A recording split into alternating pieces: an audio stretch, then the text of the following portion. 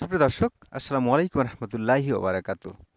সুপ্রিয় দর্শক, আপনারা এর মধ্যে শুনেছেন যে শিল্পকলা একাডেমির মহাপরিচালক জামিল স্যার পদত্যাগ করেছেন। জামিল স্যার যে পদত্যাগ করেছেন, এটার আমরা যেটা বলি, সবাই যেটা বলে, সেটা হচ্ছে দেরিতে হলেও জামিল স্যারের ঘুম ভেঙেছে।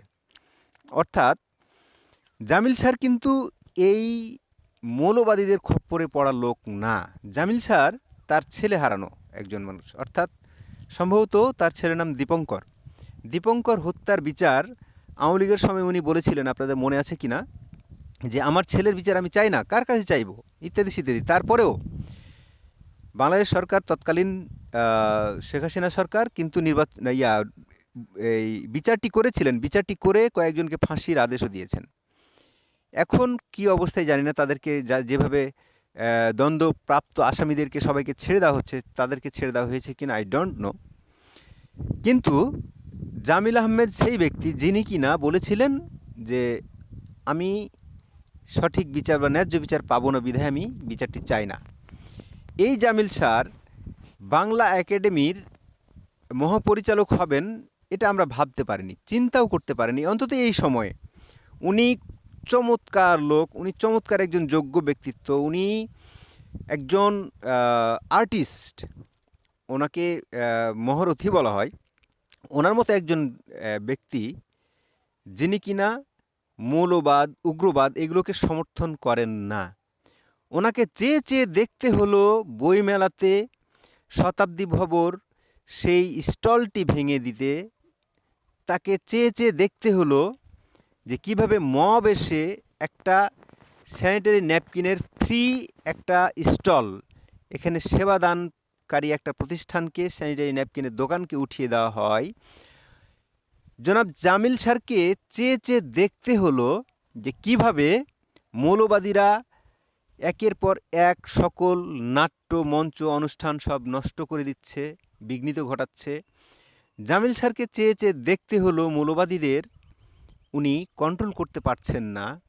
জামিল স্যারকে চেয়ে চেয়ে দেখতে হলো যে জামিল স্যার কীভাবে এই লোকটি একটা একদম, যেটাকে বলি আমরা হচ্ছে মুক্তমনা জামিল স্যার। আমরা যেটাকে জানি, এই জামিল স্যার হচ্ছে একজন মানুষ, সেকুলার। এই মানুষটাকে জানি একজন আদর্শ মানুষ হিসেবে, মানবিক মানুষ হিসেবে। সেই মানুষটি চেয়ে চেয়ে দেখলেন শুধু বইমেলাতে কিভাবে স্টল বন্ধ করা হয়। আমরা দেখলাম এই তার অসহায়ত্ব, এতগুলো অসহায়ত্ব মুখে তিনি বলতে পারলেন না।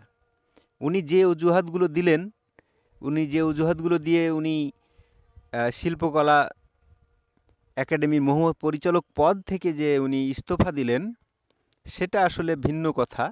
কিন্তু আসল কথাগুলো আমরা জানি, আমরা বুঝি। যা হোক, দেরিতে হলেও যে জামিল স্যারের ঘুম ভেঙেছে, এমন একজন ব্যক্তিত্ব জামিল স্যার, যে উনি এই সব মুখ বুঝে তাকে সহ্য করতে হয়েছে মহাপরিচালক হওয়ার পরে। অর্থাৎ মহাপরিচালক উনি হতেই চাননি, ওনাকে জোর করে ডেকে এনে নিয়ে এসে এখানে বসানো হয়েছিল, সে কথাটাও তিনি বললেন, অকপটে বলে ফেললেন।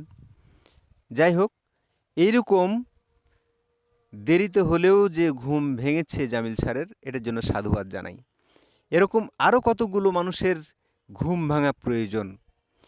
সর্বোপরি আমাদের প্রধান উপদেষ্টা ডক্টর মোহাম্মদ ইউনূস স্যারেরও ঘুম ভাঙা প্রয়োজন।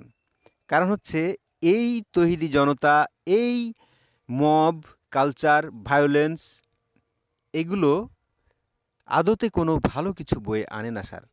আপনি এগুলোকে না থামিয়ে বরং এগুলোকে আপনি উস্কে দিয়েছেন। আপনি তাদেরকে এখন পর্যন্ত আইনের কোনো খাতায়, ভাষায় তাদেরকে কোনো কিছুতেই নিয়ে আসেন নাই।